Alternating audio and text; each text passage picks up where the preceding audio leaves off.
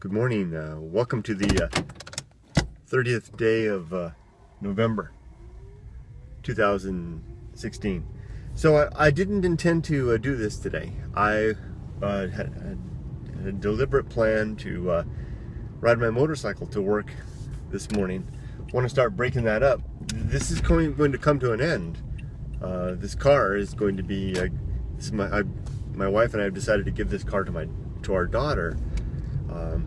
Who's already turned 16 and will be getting her driver's license in a few months. So my thought I saw a cat crow. Strange animal. So anyway, I wanted to get back into the habit of riding the motorcycle to work. Doesn't mean that this activity will stop. I'll simply do it in my helmet all alone, as I used to do. I won't be doing it with you anymore. Except maybe periodically when I go hiking in the desert or something like that. So maybe this won't go on forever as I had thought it might. It will go on. Well, it will go on as I said, but not publicly. So, but I decided to drive today because I happened upon something new that I wanted to add, and I'll get to that a little later. But let's go ahead and begin.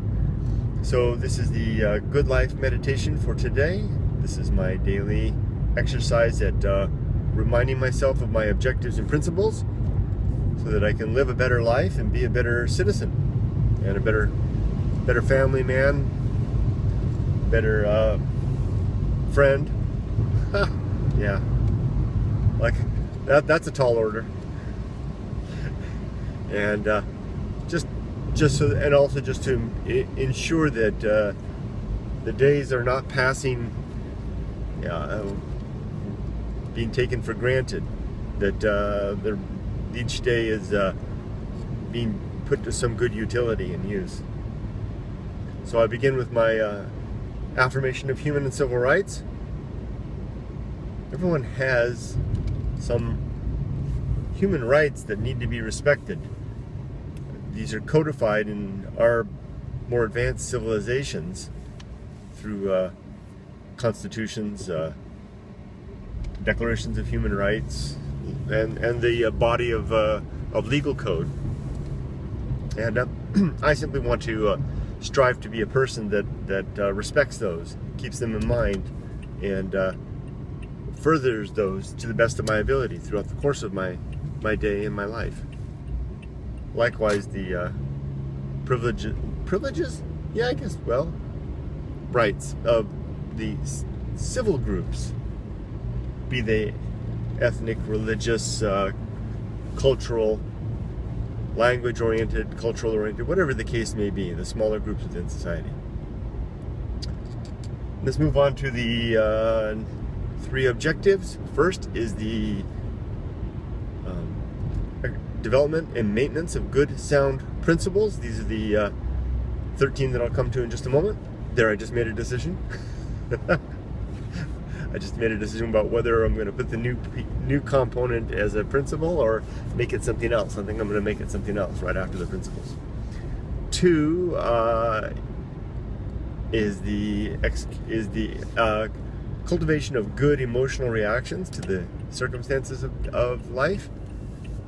Basically, being able to respond well to circumstances that happen without flying off the handle or losing my equanimity, my balance. Doesn't mean we're just this stern-faced, emotionless Spock, a Vulcan of some sort. It just means that we're not going to allow our emotions to get the best of us. Had a good example of that yesterday. I don't need to give away details, but had a situation happen that in the past always got the best of me. But yesterday didn't have a chance. Happened in the afternoon going home, and I was startled. Well, okay, I'll tell you what it was. I called my mom just to say hi, and she laid in with one of her usual, what's the word for it?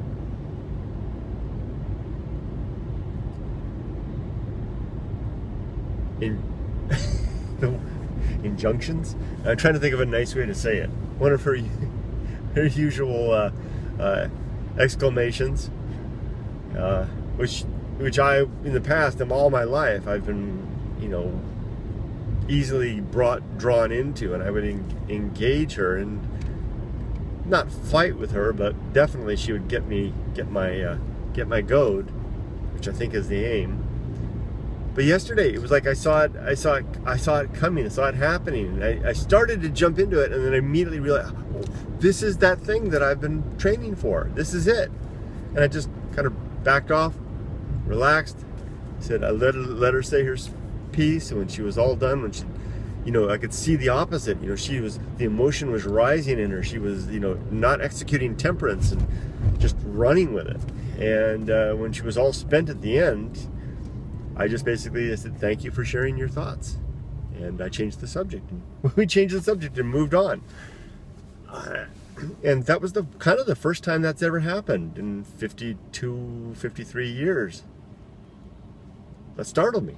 So having an objective of being able to exercise good emotional reactions can really yield some great benefits as a result. That doesn't mean that I wouldn't necessarily need to engage emotional reactions at the right in the right circumstances. That just simply isn't one of those. I know from long practice that's to no avail. The third objective is turn that down a little bit. The third objective is the performance of good actions. Simply doing good things through the course of my life, in accordance with my principles. Now let's move on to those principles. The first is the atomic principle. Everything in the universe is bits and pieces, flowing and changing, ever coursing. Likewise, you and me. So you better make use of the constituent of your constitution, I guess what it is, right? Because what the molecules that form us create a constitution of what we are. Strange, because that other use of the word constitution, but I think you know what I mean. I can't quite think of the right word for it. The compilation, maybe that's it. Compilation of the composition of what we are. Make use of this while it lasts, because it ain't lasting for much longer. 2, the principle of nature and the sub-principles of paradigm and firmware. Nature refers to the fact that everything in the universe has some particular nature, and it's a good idea to recognize what that nature is so that we can deal with it better. For example, I know that it's a part of my mother's nature to do what she did yesterday with some regularity. Actually, I can almost predict when she's gone long enough without doing that, and when it's come due. It's almost like an orbit. And if I recognize that that's her nature when I call her up, I didn't do this yesterday, but I will from now on. When I dial her number, I should remind myself of her nature and be ready for the fact that she's likely to do what she did yesterday. And even though I wasn't ready for it yesterday, but my training with temperance, sampling, just nibbling away at an emotion and then deciding what to do with it, really did the job. So, but if I'm expecting it, well, you don't want to. You watch out for that, because you can set expectations too strange. But I think you get what I mean. If it's one thing to have the ability, the fortitude to handle it, and then also the foresight to see it coming, then you're almost in an indomitable position. Thus, maturity, which is the next principle in just a moment. But let me finish up with the principle of nature. Can I turn this off? I think so, yeah. So the principle of nature all includes the paradigm, which is a combination of perspective and our... let's turn that back on. There. When the lights goes off, I can't come up with the words. Someone turns the lights off. So, okay, paradigm is the perspective coupled with the way that we operate. So that's our paradigm. So I have a paradigm of my American male middle-aged, white, man of the last of the generation X. I mean, baby boomers. I'm one of the last baby boomer generation. You know, the tail end of that. Married with children, with child perspective, coupled with my operating system, which is all of this, gives me my paradigm. You have a paradigm. My wife has a paradigm. Everybody has a paradigm. The Chinese have a paradigm. Even antelope and lion have a paradigm. And it's good to keep in mind that perspective coupled with an operating system for whatever form of life we're dealing with gives them a unique vantage and way of approaching the world. And for the most part, I think most human beings are seeking after the execution of good based on their paradigm. And keeping that in mind helps me to be more generous and patient when working with paradigms that I don't necessarily understand. Therein lies nature. And it's also important to recognize our own nature so that we can live in a better accord with that. For me, my nature is to walk alone in wild places, to think, and to periodically record those thoughts. Next is the principle of maturity and the sub-principles of wisdom and fortitude. Maturity is that quality that comes of experience coupled with the ability to utilize that experience for better living. And we can get there in two ways, better if both. The first is through wisdom, which we accumulate through life, which helps us to make better decisions. And the second is fortitude, which allows us to maintain our equanimity despite unsettling circumstances and situations that threaten to knock us off balance. Next, moving on to the social principle. Human beings are social animals. We need one another to live, literally and not figuratively, but literally. I can't survive. I'll starve without the society, the apparatus of the society to feed me. I contribute. We all contribute, and we all get the benefits. I'll starve, freeze, or otherwise die of exposure without all of you, and you without all of us. But also, I get something less tangible, more subjective as well. Likewise, you. Likewise, everybody that participates in society, and those that don't. I would argue they face down a very difficult trial of going alone, and which may ruin them, or at least make them so distinct from us as to be beyond communication in some ways, or understanding at least. The next principle is the principle of temperance, which is the exercise of controlled emotional reaction controlled consumption of all things, including material goods, activities, and emotions. So let's cut to the chase with the emotions part. Temperance can occur when we feel a wave of emotion rising: anger, frustration, passion, lust, whatever it may be, and instead of running with it wholesale, like my mom did yesterday, we simply nibble away at it to apprehend its nature, the nature of that emotion, where it's coming from, and what it signifies, and then formulating a quick response that is both reasoned and restrained. And then, like I did yesterday with my mom, when it gets a little nutty there, we respond better. And we have less to regret later, and we perform less damage, less damage to ourselves or collateral damage along the way. Next is the principle of agency and indifference. Agency is everything that's alive. The artifacts of agency are the things that they create or they manifest by the course of their living. A pile of poop is is an artifact of agency, as is a finely crafted Rolex watch. Agents and their artifacts give us comfort because they remind us of the society of life. Especially comforting is the agency of other human beings. That's why we like to be together. We're social animals, but it's also without them we can have artifacts that remind us of them. A lock of hair, a keepsake from a loved one, or even a photograph.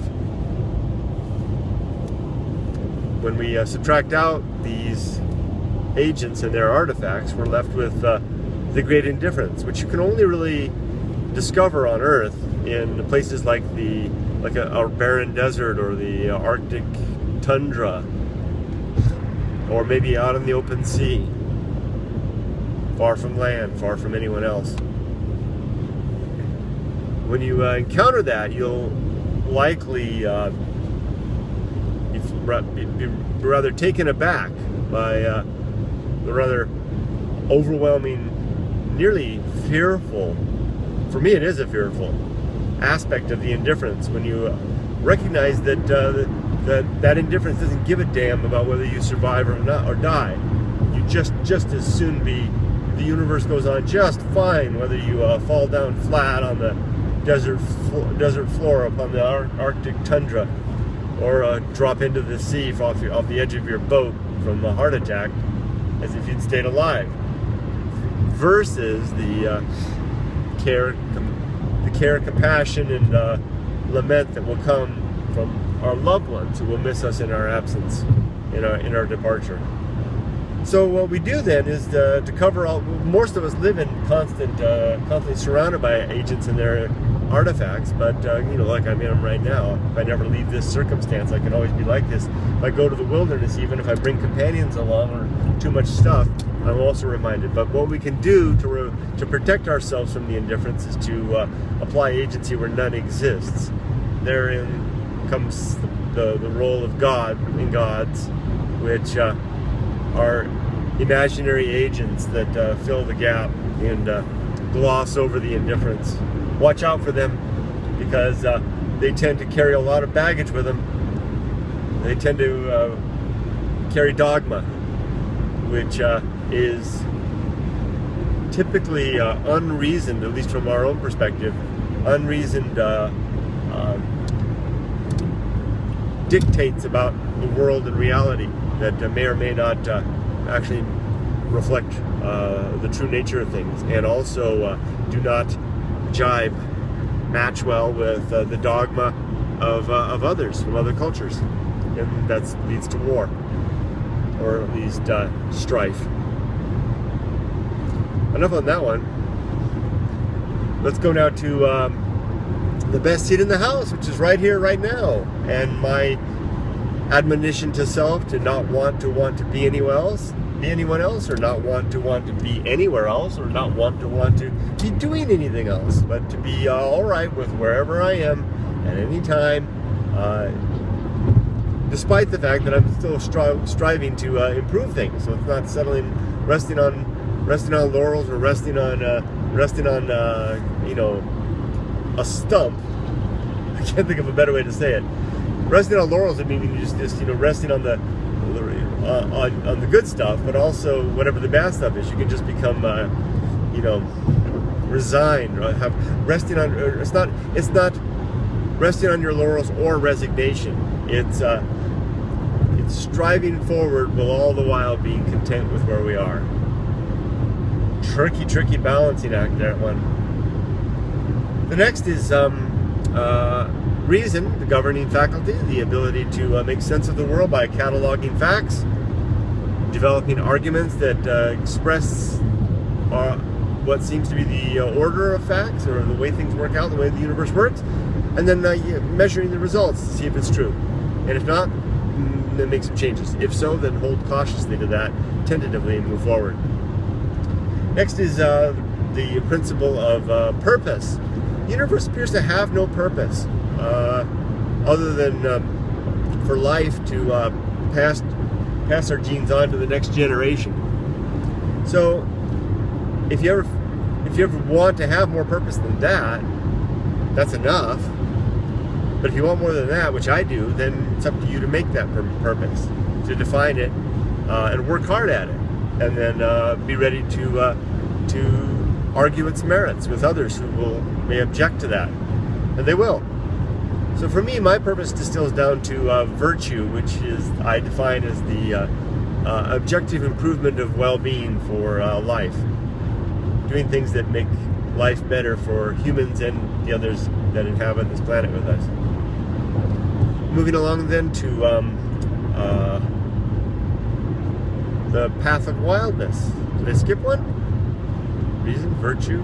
Oh, that's it, the path of wildness. The path of wildness is a way to get unstuck in life, where when we're not sure what to do, oh, I'm 20 years old or 22 years old, about to graduate college, or I'm 18, just got out of high school. What do I want to do with the rest of my life? I have some ideas, but I'm stuck. You know, people are telling me I should get a job and settle down, buy a house, start paying off a mortgage, or I want to go, but what if I lose all the money I've saved up in deciding to go live abroad for a while? Or what if I decide I want to start my own business, or become a writer or a musician, whatever the heck, right? So if that's the case, then you don't know, and we can actually sit on a stump for the rest of our lives, immobilized by our fear. And when that happens, what I suggest is that you gather the facts that you've got in as much time as you've got, a reasonable amount of time, but not expressly too long, and then look at, if you can't come up with a reasoned path, then look to your gut and go left, right, or straight or back with what your gut says, with full recognition that may be the wrong way, but ready to make that mistake. And my experience has been that even if it is a mistake, the fact that you broke yourself out of that inertia will set you forward into a better life. It won't necessarily be easier, but it'll be better for the very fact that you're moving. Okay, so that's the path of wildness. Now, the risk of avoiding risk.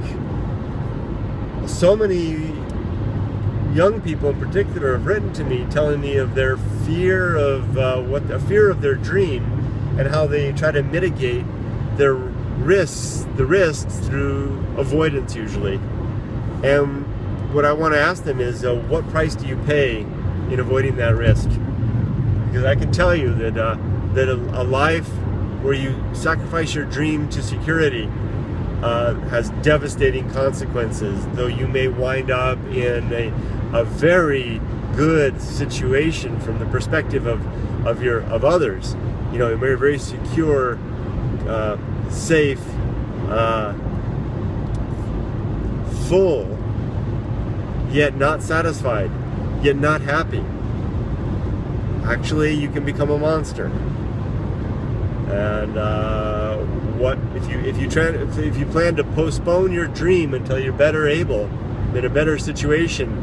I challenge you that by the time you get there, you may not be that person anymore. You may not want that dream. That moment may have passed, and you may not be fit or able to do it. You know, waiting until you're 55 or 60 years old to start living your life after you retire, you're not going to be that person anymore. You know, I'm speaking in kind of rough absolutes here, but so take that with a grain of salt. But for the most part, that tends to be the case. If you've got the passion for an adventure in your 20s, that may be the season for that particular adventure. It may be winter by the time you spring maybe have passed, and it may be winter by the time you're really ready. And then where are you? And then the regret and the disappointment may manifest themselves as the very thing that you were not expecting when you tried to avoid the risk. It's a very deep, for me, a very deep principle, because it pulls back the layers on a circumstance that traps so many. And if we can really look at the risk of avoiding risk, we may find ourselves better equipped and better willing to take on the initial risk in order to avoid that darker monster. Next is oblivion, which is what awaits us all. in a universe that appears to be, at this position and point in my life, there appears to be no good reason to think that there's anybody looking out for us out there, or that there's any life after this. If that's the case, then what waits us in very short order is absolute oblivion. When we die, the circuitry of our brain shuts down, our body begins dissolution.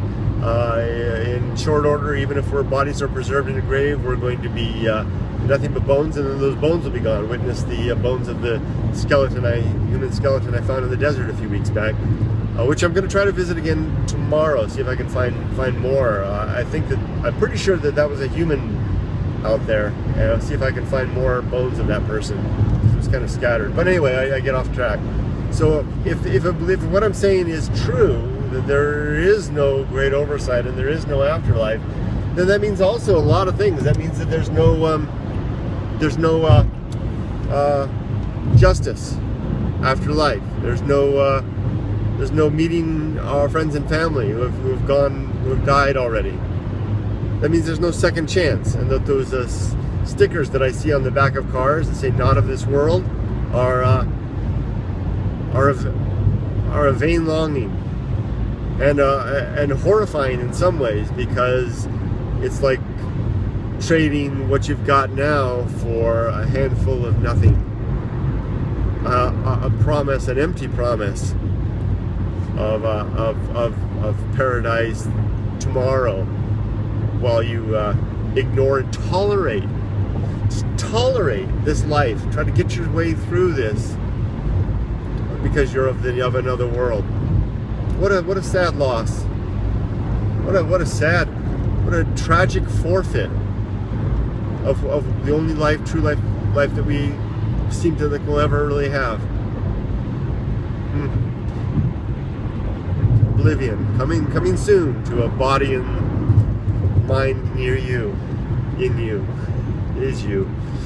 Okay, well, that's that. Last one. Last principle is the principle of willful time management, which simply asks, it's a reminder to ask myself to make good use of my time, to not let this day spill through the moments, ticking away, waiting for something else.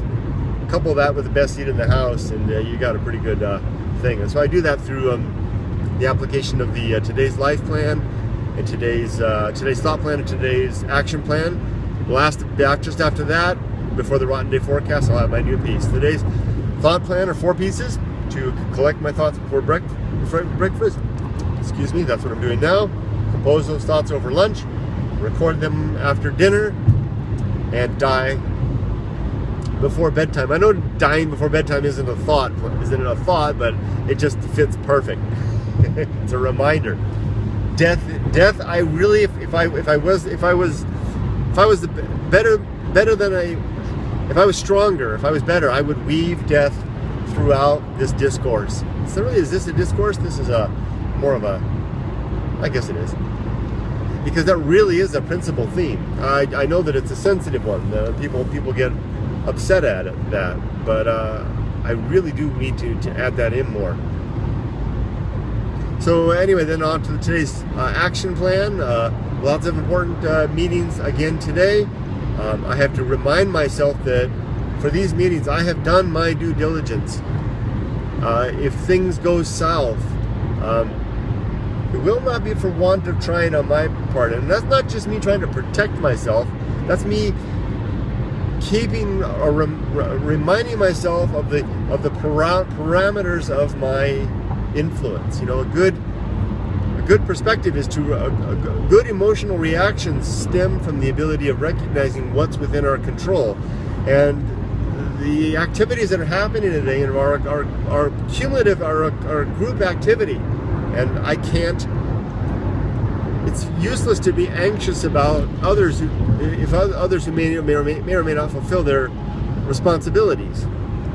So I need to make sure that I fulfill mine to the best of my ability, and that I work with others to whom I have actionable responsibilities to help them as well, or even just in general, just good natured, right? To try to do that, and then when it comes time to do it, then be reasonable and